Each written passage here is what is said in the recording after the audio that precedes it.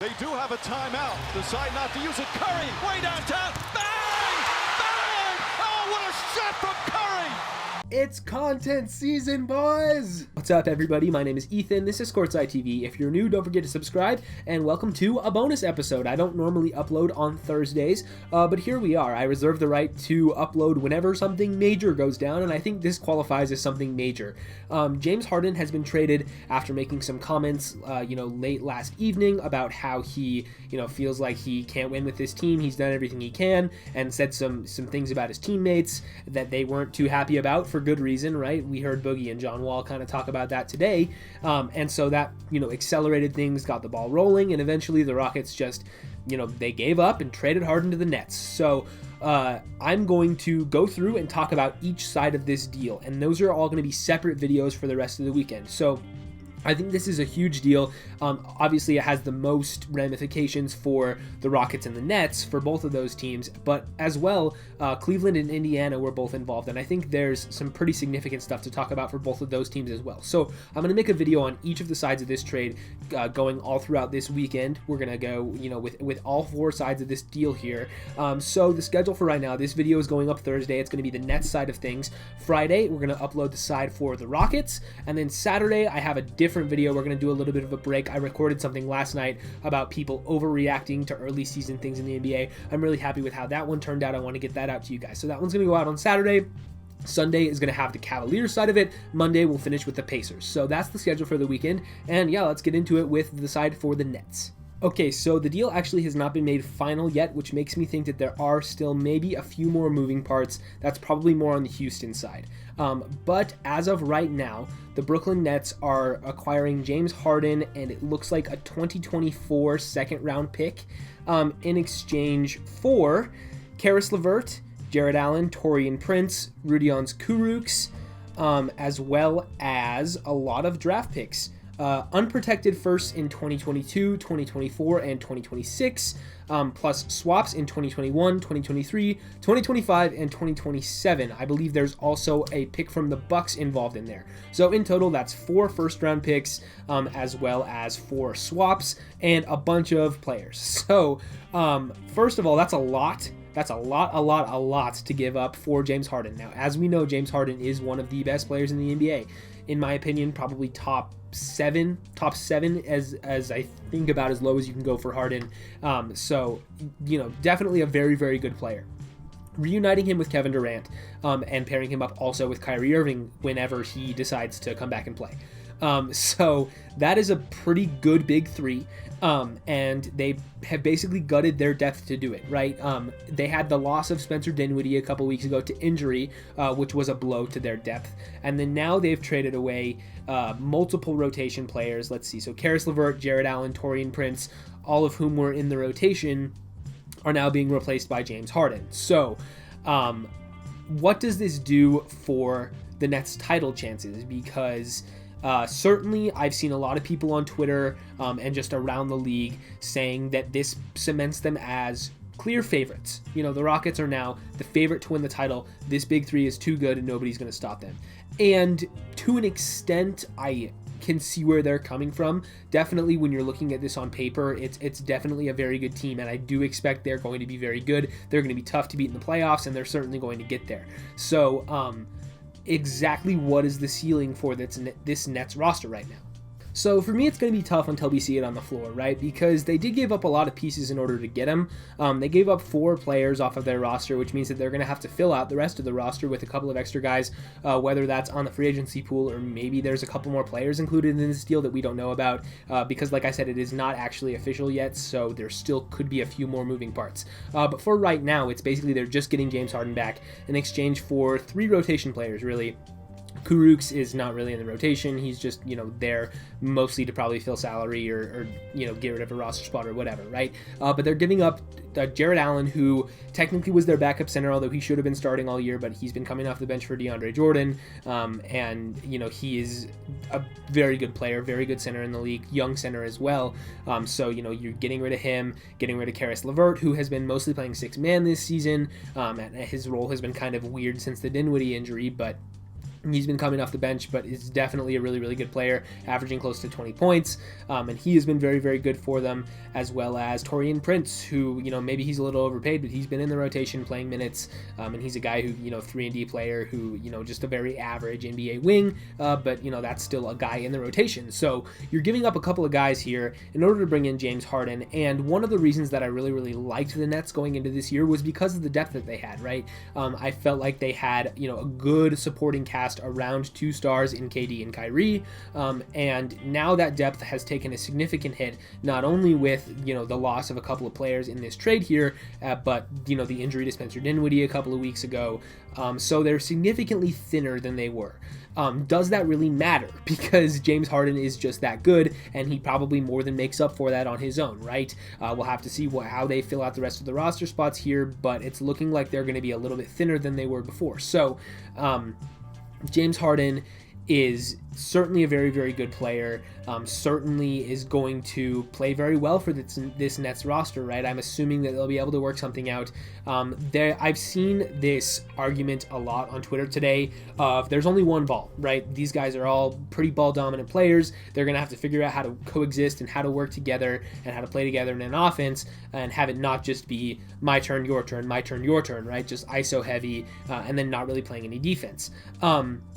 And that argument to me is a little bit hard to make just because it was the same thing that people said when Kevin Durant went to the Warriors, right? I remember distinctly seeing that like all the time on Twitter where once KD goes, it's like, well, there's only one ball. How is KD going to get his shots? How is Steph going to get his shots? How's Clay going to get his shots, right?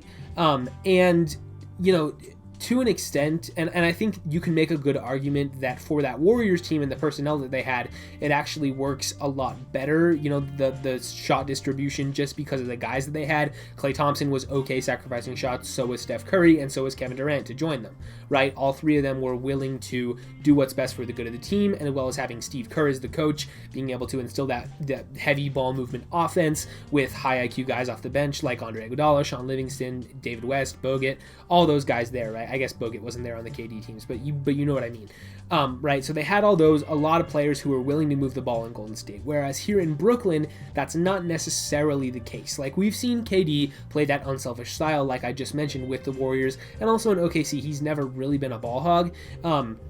But certainly, Kyrie Irving has had that problem at points in his career. I know that he was able to play next to LeBron and be successful, but in Boston there was, sorts of problems with that. And now James Harden as well. We know what he has been doing for the last, 7 or 8 years with the Rockets. I still am not sure whether that was more Mike D'Antoni as the coach or Harden as the player or Daryl Morey as the GM or a combo of all three, which is probably the most likely option, right? But can Harden revert back to his old ways of playing off the ball a little bit more? Because he was doing that in OKC and he was having success. Now that's, like I said, 7 or 8 years ago at this point. So it's been a long time since James Harden has really had to play that way. So does he have that in him anymore? That's something that we'll just have to wait and see whether or not he's going to be willing and ready to, accept a different role with this Nets team than he has with the Rockets. Because the Rockets, it's just been, I'm going to shoot 25 times a game and I'm going to, score my 40 points and I'm going to, do this and it's going to be ISO heavy, step back three, like run the ball, pick and roll with the big man, running lobs to the rim, whatever. Like one of the highest usage rates in the history of the entire league, James Harden on the Rockets was.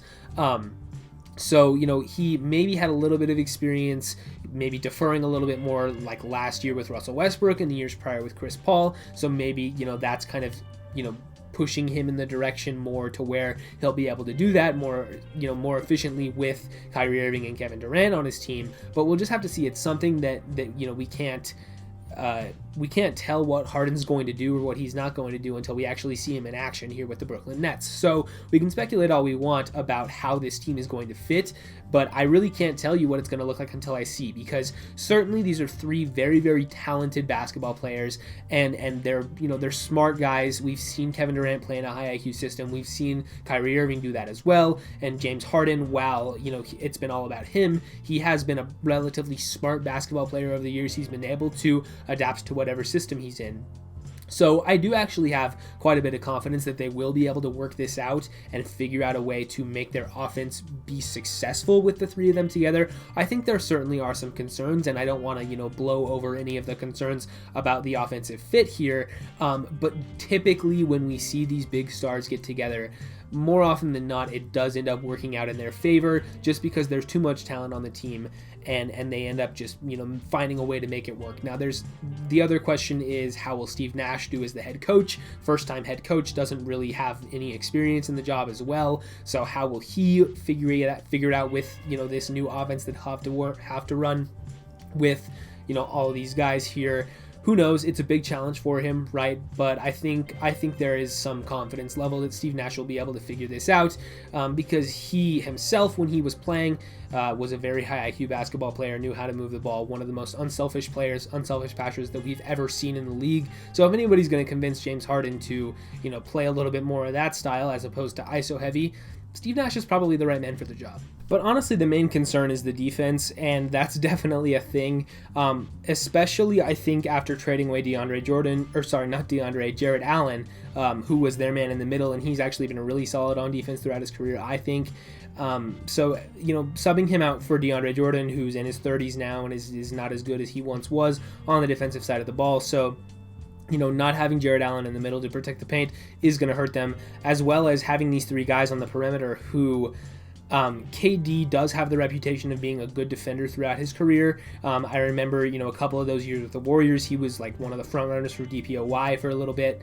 Was averaging pretty good block numbers and locking people up out there.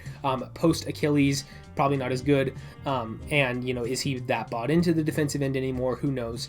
Kyrie Irving has never been a good defender, neither is James Harden. So that's the one concern is the defensive side. Are they going to be able to, consistently stop people, or is this just going to be, hey, we'll score 160, you score 158, right? Like, is it going to be one of those teams? Kind of like we've seen from the Blazers over the years where Dame and CJ just kind of have to outshoot you for a night and outscore you. With the type of offensive talent on this team, it's certainly a possibility that that's the route they go.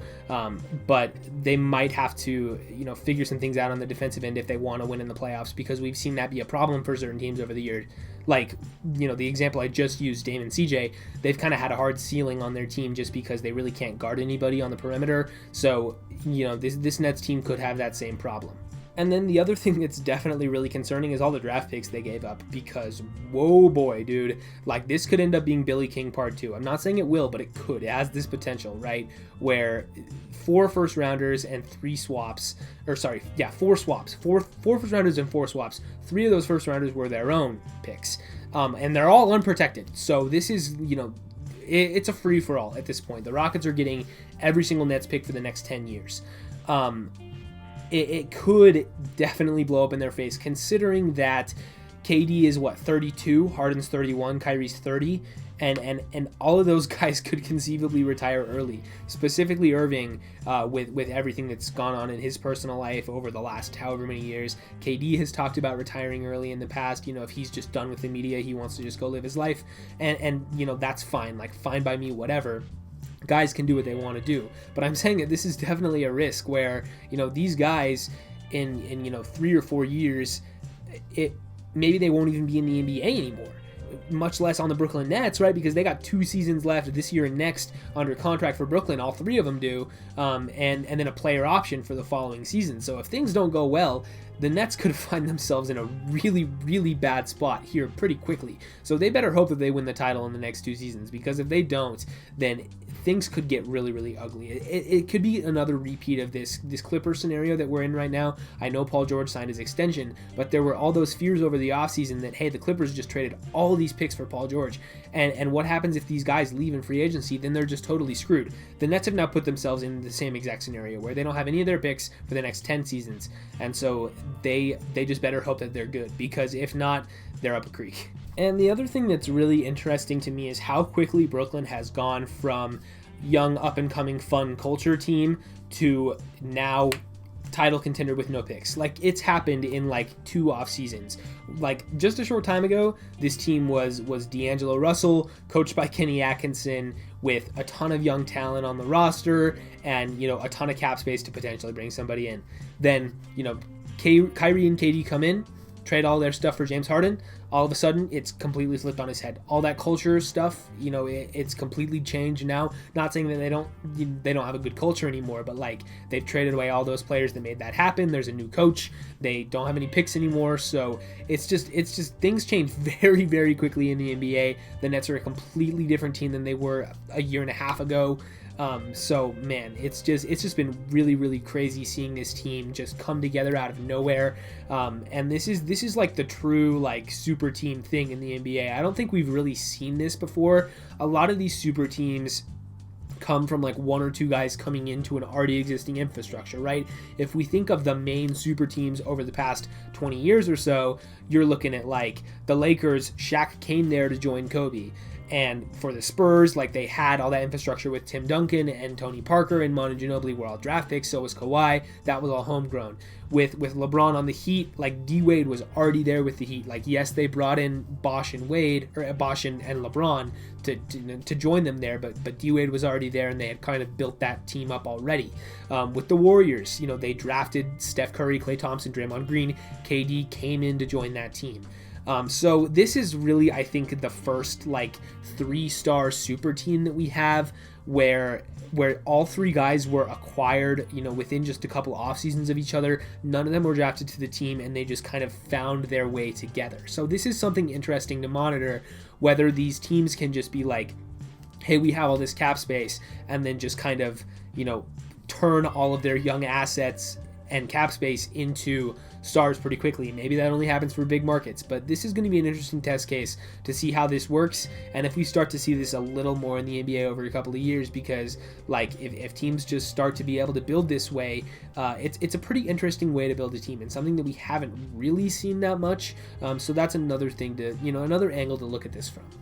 And I think that's all I have. That's going to be a pretty long video. I think I rambled for a while there. Hopefully I got all my thoughts out in a coherent way. But yeah, James Harden's on the Nets, man. This league is actually crazy, and I'm glad that I was able to record this before I went out of town, because this is some big news. So like I said at the top of the video, if you're new, don't forget to subscribe, leave a like, ring the bell if you want to, leave a comment letting me know what you think about this crazy James Harden stuff. What does this mean for the Nets specifically? Because like I said, there will be videos on each of the other teams that were involved later this weekend, so look out for those. Let me know what you feel about the Nets side of these, and yeah, I will see you guys in the next one.